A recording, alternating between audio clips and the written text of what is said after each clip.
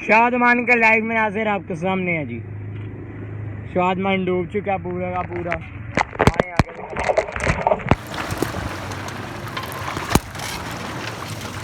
ये हमारा main Shadman town है,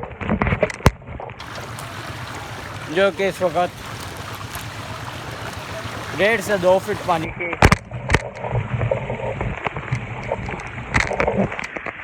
ये पानी के हालात देखें जी आप।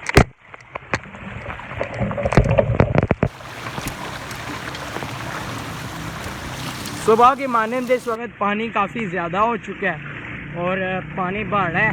देखें आगे बिस्मिल्लाह चौक की तरफ बहुत पानी है। शादमान तो पूरा भरा हुआ है। देखें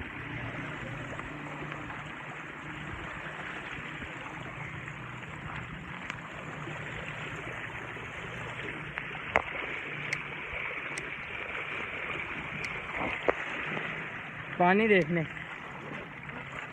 अब आ गया जी मेन कनाल।